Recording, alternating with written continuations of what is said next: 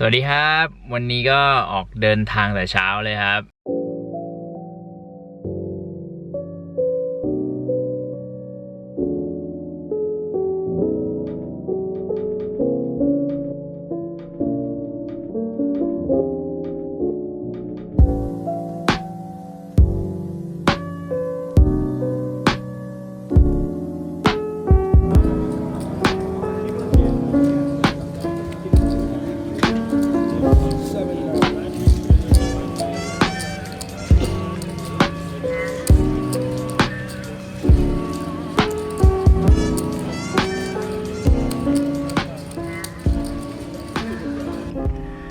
สวัสดีครับก็จบไปแล้วครับสำหรับเซสชั่นของวันนี้ผมเล่นไปประมาณ6ชั่วโมงนะครับก็เริ่มแฮนด์แรกกันเลยครับ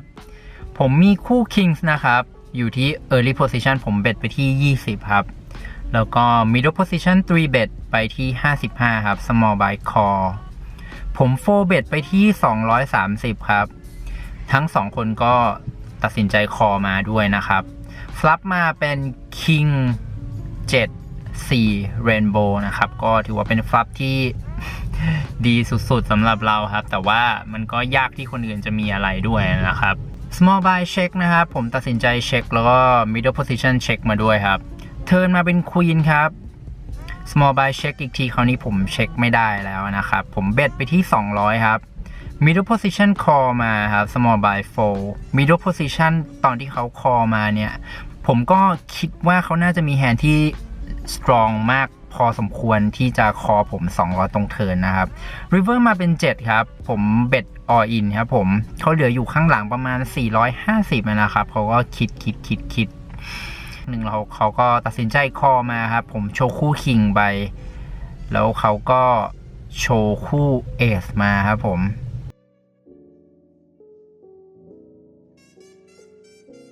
แฮนด์ต่อไปครับผมมี Ace Queen อยู่ที่ Cut Off นะครับผมเบ็ดไปที่20 Small Blind Call มาครับ Big Blind เนี่ยเป็นโปรครับผม Big Blind 3 เบ็ดไปที่85ครับจังหวะนี้นะครับก็จะเห็นพวกที่เขาเล่นเป็นอาชีพนะครับจะทำกันบ่อยๆก็คือว่ามีคนเบ็ดแล้วก็อีกคนนึงคอมาเนี่ยเขาก็จะสควีซเพราะว่าส่วนมากแล้วเนี่ยถ้าผมโฟเนี่ย Small Blind ก็จะโฟด้วยนะครับแต่ว่าผมตัดสินใจโฟเบ็ดไปที่245นะครับแล้วก็โฟครับผมแฮนด์วันนี้มีไม่ค่อยเยอะครับส่วนมากก็จะเป็นพอร์ตเล็กๆก็ไม่ได้มีอะไรน่าสนใจมากเท่าไหร่วันนี้ก็บวกไปประมาณ 1,200 เหรียญนะครับก็โอเคครับ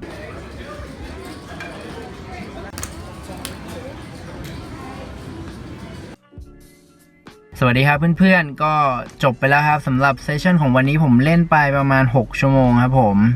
วันนี้ก็ถือว่าเป็นวันหนึ่งที่มีแฮนด์ที่น่าสนใจเยอะใช้ได้เลยครับเรามาเริ่มแฮนด์แรกกันเลยดีกว่าแฮนด์แรกครับ Early Position เบ็ดออกมา15ครับ Hijack Button Small Blind คอมาผมอยู่ที่ Big Blind นะครับมี7กับ6ออฟสูตรผมตัดสินใจคอไปด้วยครับฟลัปมาเป็น7-4-3-2 คลับนะครับ Small Buy เบ็ดออกมา40ครับผมมีแพรแล้วก็มี Straight Draw นะครับกัดช็อตคือถ้ามี5มาผมจะมี Straight ผมตัดสินใจคอไปครับที่เหลือโฟไปหมดเทิร์นมาเป็น6ครับผมมี2คู่ Small Buy เช็คนะครับพอเขาเช็คเนี่ยผมก็ค่อนข้างจะมั่นใจว่าผมน่าจะมี best hand นะครับอย่างแรกต้องบอกก่อนว่า Small Buy เนี่ยเป็นคนที่เล่นค่อนข้างไม่ค่อยเก่งนะครับแต่ว่าเขาเล่นไพ่เยอะ range ไพ่ของเขาเนี่ยจะกว้างแล้วจริงๆแล้วผมเนี่ยค่อนข้างสับสนอยู่เรื่อยๆเลยว่าจริงๆแล้วไพ่เขามีอะไรกันแน่นะครับแต่เมื่อเขาเช็คลงเทิร์นมาผมก็เลยเบ็ดไป100ครับแล้วเขาก็ตัดสินใจคอมาพอเขาคอมาเนี่ยผมก็คิดว่าเขาน่าจะมีพวก flush draw ที่อาจจะมี straight draw ด้วยอะไรประมาณนี้นะครับอาจจะเป็นพวกAce 8 ครับ Ace 9 ครับ River มาเป็น Ace ครับ Small Buy Bet ออกมา200นะครับคราวนี้ผมก็สับสนสุดๆเลยครับไม่รู้เลยว่าเขามีอะไรผมนึกไม่ค่อยออกเลยเพราะว่าตอนแรกเนี่ยผมไปคิดไว้แล้วว่าถ้าเกิดเขามี5เนี่ยเขาน่าจะเบ็ดเทิร์นไม่รู้ว่าเขาจะเช็คเทิร์นทำไมเพราะว่ามันมี Flush Draw บนบอร์ดนะครับ แฮนด์ที่ผมชนะตอนนี้นะครับก็น่าจะเป็นบลัฟอย่างเดียวเลยครับอย่างอื่นไม่น่าจะมีแฮนด์อะไรที่ผมจะชนะได้ครับผมก็คิดไปครับแล้วสุดท้ายก็ตัดสินใจคอไปครับเขามีควีนกับ5ออฟสูตรครับผมก็คือเขามีสเตรท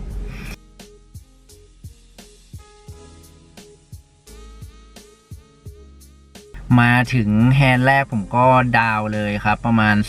300นิดครับผมแฮนด์ต่อไปครับ middle position เบ็ดออกมา25ครับผมอยู่ตรง small blind ครับผม3เบ็ดไปที่75 middle position เนี่ยเป็นคนเอเชียครับอายุน้อยอายุน่าจะ20กลาง25-26ประมาณนี้นะครับก็ดูเป็นสไตล์ที่ aggressive ครับผมเขาตัดสินใจคอมาครับซับมาเป็น2272คลับครับผมเบ็ด65เขาคอมาแล้วครับพอเขาคอมาเนี่ยผมก็คิดว่าเขาน่าจะมีคู่กลางๆอะไรประมาณนี้ครับผมเทิร์นมาเป็น4ครับผมเบ็ด150เขาก็คอมาอีกครับก็ยังคิดว่าเขาน่าจะมีคู่กลางๆอยู่เหมือนเดิมครับผมริเวอร์มาเป็นควีนคลับครับก็เป็นฟลัชการ์ดเข้าแต่ว่าผมไม่คิดว่าเขาจะมีฟลัชดรอแล้วครับแล้วก็ผมไม่อยากที่จะเช็คแล้วก็เสีย value ให้กับพวกแฮนด์ที่เป็นคู่กลางๆต่างๆพวกคู่8คู่9คู่10อะไรอย่างเงี้ยครับผมก็เลยตัดสินใจที่จะเบ็ดไป225ครับเขาก็โฟร์ทิ้งไปครับผม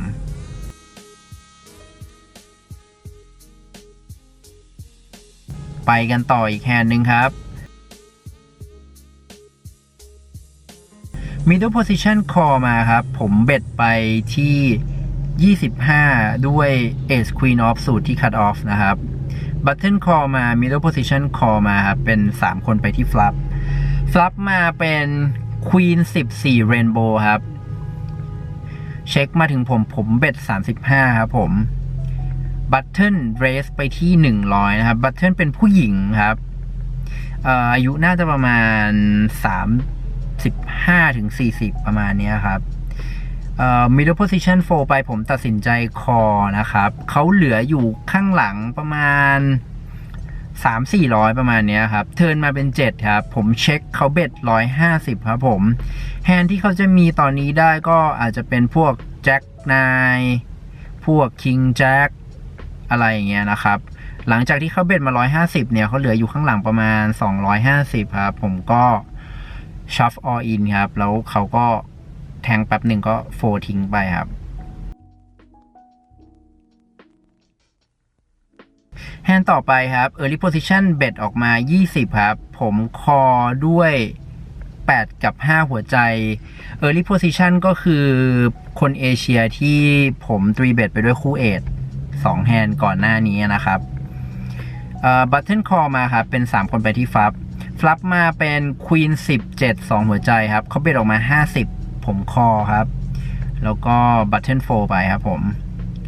เทิร์นมาเป็น4หัวใจครับผมมี flush เขาเช็คครับผมเบ็ด100เขาตัดสินใจคอมาครับตอนนี้ผมก็ค่อนข้างรู้สึกมั่นใจแล้วก็สบายใจกับแฮนด์ของตัวเองนะครับ River มาเป็น Ace Space ครับก็ถือว่าเป็นไพ่ที่ปลอดภัยสำหรับเรานะครับเขาเช็คผมเลือกที่จะเบ็ด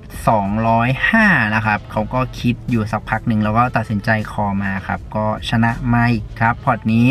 ตอนนี้ผมสแต็กก็เริ่มค่อยๆเพิ่มมาเรื่อยๆแล้วนะครับหลังจากที่เริ่มต้นไม่ค่อยดีเท่าไหร่โอเคครับลุยกันต่ออีกแฮนด์หนึ่งครับแฮนด์นี้ครับมีคนริมมาทั้งหมด3คนครับผมตัดสินใจคอไปด้วยนะครับด้วยคู่7อยู่ที่คัตออฟครับผมแล้วก็บิ๊กไบล์เช็คครับฟลัปมาเป็น70แจ็คเรนโบว์ก็ถือว่าเป็นอีกฟลัปหนึ่งที่ดีสำหรับเราครับผมอันเดอร์เดอะกันเบ็ดออกมา25ครับมิดเดิลโพซิชันนี่เป็นคนมีอายุแล้วนะครับอายุเกิน65แน่นอนครับเป็นคนอินเดียหลังจากที่เขาคอมาผมก็เรสไปที่80ครับผมโฟกลับไปถึง Under the Gun โฟครับแล้วก็ Middle Position เนี่ยที่เป็นคนแก่เนี่ยคอมาครับเทิร์นมาเป็น4หัวใจครับก็ถือว่าเป็นไพ่ที่ปลอดภัยสำหรับเราอยู่ครับเขาเช็คครับผมก็เบ็ดไป140ครับยังไงก็ต้องเบ็ดอยู่แล้วเพราะว่า ไพ่ที่มันจะมาตรงริเวอร์เนี่ยมันเป็นไพ่ที่ไม่ดีสำหรับเราเยอะมากเลยครับคนแก่คนนี้เขาก็คิดนานเลยครับประมาณนาทีกว่าๆได้พอเขาคิดนานๆอย่างนี้ผมก็รู้เลยครับว่าเขาน่าจะมีนัดแล้วครับคือเขาจะพยายามคิดนานๆสุดท้ายก็เรสกลับมาครับแล้วเขาก็เลสมาจริงๆครับเลสมาอีก140กับมินิมัมเรสทิ้งตัวเองไว้ข้างหลังให้เหลืออยู่100ผมก็ออินไปเขาก็คอมาครับริเวอร์มาเป็น9ครับผมก็บอกว่าเฮ้ยถ้าเกิดว่ายูมี8กับ9อะไรเงี้ยก็ชนะไปเลยครับเขาก็ยึกยักไม่ยอมเปิดผมเปิดคู่7ไปเขาก็เปิด8กับ9มาจริงๆครับแฮนด์นี้ก็เป็นอีกแฮนด์หนึ่งครับที่ถ้าผมเช็คตรงเทิร์นผมก็จะประหยัดตังค์ไม่ต้องเสียเยอะขนาดนี้นะครับแต่ถ้าผมไม่เบ็ดเทิร์นแล้วเขามีพวกแจ็ค10หรือว่าเอสแจ็คแล้วริเวอร์มันมาเป็นไพ่ที่มาคือ9ครับจริงๆเนี่ยมันก็จะทำให้ผมไม่ได้แอคชั่นจากไพ่ของเขาอะนะครับก็เป็นสถานการณ์ที่น่าสนใจสถานการณ์หนึ่งครับแฮนด์นี้โอเคครับไปกันต่อครับผมแฮนด์ต่อไปครับ Under the Gun เบ็ดออกมา15ครับ Under the Gun เนี่ยเป็นคนเอเชียครับอายุประมาณ40เขาเนี่ยเพิ่งเสียพอร์ตใหญ่เขาเพิ่งรีบายกลับเข้ามาเขาเสียไปโททอลที่ผมสังเกตเนี่ยน่าจะประมาณ 1,600 ละแล้วก็ดูเหมือนกับเขาทิ้วๆนิดๆนะครับทุกคนโฟกลับมาถึงผมครับผมอยู่ที่ small blind ครับผมมี Ace Queen Off สุดโดยปกติแล้วเนี่ยผมก็จะตรีเบ็ดนะครับแต่ว่าในสถานการณ์นี้เนี่ยผมคิดว่าผมน่าจะได้เฮดซับกับเขาโดยที่ผมไม่ต้องทำให้พอร์ตใหญ่มากแล้วก็แฮนด์ของผมเนี่ยมัน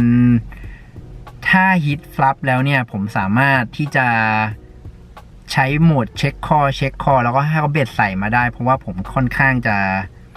มีความรู้สึกว่าเขาทิ้วอยู่นะครับฟลับมาเป็น779เรนโบว์ครับผมก็มีแค่เอสไฮครับผมตอนนี้ผมเช็คครับเขาเช็คกลับมาครับผมเทิร์นมาเป็น10ครับผมเช็คอีกคราวนี้เขาเบ็ดออกมา50ครับก็คือเบ็ดโอเวอร์พอตมาเลยครับตรงนี้เนี่ยพอเขาเบ็ด50เนี่ยสำหรับผมนะครับมันไม่ค่อยเมคเซนส์มันไม่ค่อยมีเหตุมีผลเท่าไหร่ถ้าเขามีคู่เอทคู่คิงหรือว่าไพ่ที่มันดีมากๆเนี่ยเขาไม่จำเป็นจะต้องเบ็ด50ถูกไหมครับเพราะว่าพอเขาเบ็ดมา50นะครับถ้าผมมีพวก10พวก9แบบว่าแฮนด์ที่มันไม่ดีมากเนี่ยแฮนด์ของผมพวกนี้ก็ต้องปาทิ้งต้องโฟทิ้งหมดมันก็เลยเหมือนกับว่าเขาอยากจะเบ็ดให้ผมโฟมากกว่าที่จะให้ผมคอนะครับแล้วก็ตอนนี้ผมคิดว่าเขาน่าจะมีพวกKing Jack Queen Jack ที่มันมีสเตรทดรออะไรพวกนี้นะครับผมก็เลยตัดสินใจที่จะคอไปแล้วก็ดูอีกทีว่าเขาจะทำอะไรที่ River นะครับผม River มาเป็น4ครับผมตัดสินใจเช็คเขาเบ็ดมา100ครับผมเนี่ยล็อกเอาไว้ตั้งแต่ตรงเทิร์นว่าถ้าผมคอเทิร์นแล้ว River มันมาเป็น blank card แบบนี้ผมก็คิดว่าผมจะไม่โฟลให้นะครับก็ใช้เวลาไม่นานครับผมตัดสินใจคอไปเขาบอกว่ากู๊ดคอแล้วเขาก็ปาไพ่เขาทิ้งผมไม่ต้องโชว์เอสไฮของผมก็ดีไปครับพอร์ตนี้วันนี้ผมก็บวกประมาณ900กว่านะครับก็ตีซะ1ใบนะครับผมก็ถือว่ากลับมาโอเคหลังจากอาทิตย์ที่แล้วที่ผมเสียไป3เซสชั่นติดนะครับตอนนี้ก็พยายามสร้างโมเมนตัมกลับมาแล้วก็ดูดีขึ้นเยอะเลยครับ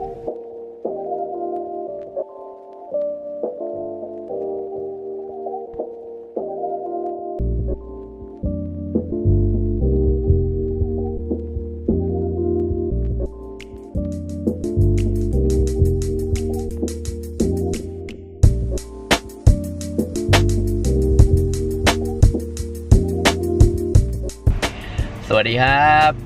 วันนี้ก็เป็นวันจันทร์ครับผมก็บวกมา2เซสชั่นติดนะครับก็หวังว่าวันนี้จะเป็นแฮตทริกแล้วกันนะครับโอเคครับไปแล้วครับ สวัสดีครับวันนี้ผมเล่นไปสั้นๆครับเล่นไปแค่ประมาณ2 ชั่วโมงกว่าเพราะว่าตอนเย็นผมมีธุระต้องไปทำก็เลยแวะมาเล่นสั้นๆก่อนจะไปที่อื่นนะครับเริ่มแฮนด์แรกกันเลยครับ Early Position Call มาครับผมอยู่ที่บัตเทิลผมมีคู่ Queens นะครับผมเบ็ดไปที่25ครับ Small Blind Call มาแล้วก็ Early Position Call มาด้วยครับฟลัปมาเป็น King 4 Rainbow ครับผม Small Buy Check Early Position Check ครับผมตัดสินใจที่จะเช็คเฉยๆตรงนี้นะครับแล้วก็อยากจะดูว่าตรงเทิร์นเขาจะทำยังไงกันครับผมเทิร์นมาเป็น9ครับ Small Buy Bet ออกมา35 Early Position Call มาแล้วก็ผมตัดสินใจที่จะ call ตรงนี้เฉยๆครับ River มาเป็น6ครับ Small Buy Check Early Position Check ตอนนี้ผมก็ค่อนข้างจะมั่นใจนะครับว่าเราน่าจะมี best hand ตรงนี้ผมตัดสินใจที่จะเบ็ด70ครับเพราะว่าผมอยากได้อย่างน้อยก็น่าจะมีคนคอมาคนหนึ่งอะไรเงี้ยครับ small buy 4 buy แล้วก็ early position call มาครับผมโชว์คู่ควีนไปก็ชนะพอร์ตนี้ครับ small buy เนี่ยหันมาบอกผมว่าเขาโฟคู่แจ็คไปก็เสียดายอยู่เพราะว่าราคาที่ผมเบ็ดไปนี่น่าจะได้คอมาทั้ง2คนนะครับก็แอบเสียดายนิดหน่อยครับแต่ก็โอเคครับที่อย่างน้อยก็ได้คนคอมาคนหนึ่งแฮนด์ต่อไปครับmiddle position call มานะครับ middle position ก็คือคนที่อยู่ small blind ตาที่แล้วนะครับเขาย้ายที่มาผมอยู่ที่ cut off ครับผมเบ็ดไปที่25ด้วย S jack off สูตรครับ button big blind แล้วก็ middle position call มาด้วยครับ flop มาเป็น3-4 king rainbow ครับผมทุกคนเช็คครับไปที่เทิร์นมาเป็น10 Diamond นะครับเป็น Backdoor Flush ด้วยครับ Middle Position นะครับเบ็ดออกมา25ผมตัดสินใจคอไปที่เหลือ4ไปหมดครับ Middle Position เนี่ยเป็นผู้เล่นที่ผมเล่นด้วยค่อนข้างบ่อยเลยครับก็คือเหมือนกับสนิทกันเล่นกันคุยกันอยู่เรื่อยๆตลอดเกมเวลาที่เล่นนะครับคุยเรื่องโน้นเรื่องนี้กันตลอด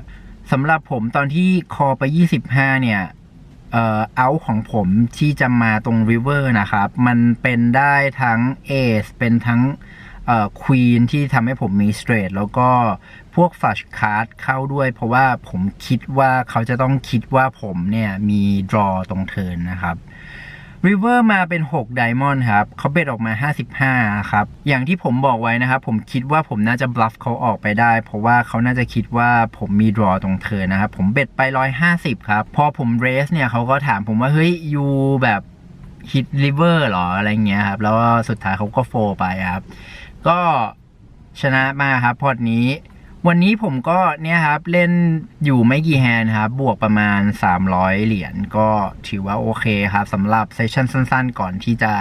ไปทำอย่างอื่นครับยังไงก็ขอบคุณมากๆครับเพื่อนๆที่ติดตามชมถ้าชอบวิดีโอนะครับก็อย่าลืมไลค์แล้วก็แชร์ด้วยครับใครลืมกดปุ่ม subscribe ก็อย่าลืม subscribe channel ของผมด้วยนะครับมีความคิดเห็นหรือว่ามีอะไรแนะนำก็ใส่เข้ามาได้ในช่องคอมเมนต์เลยนะครับโอเคครับแล้วเจอกันเอพิโซดหน้าไปแล้วครับสวัสดีครับ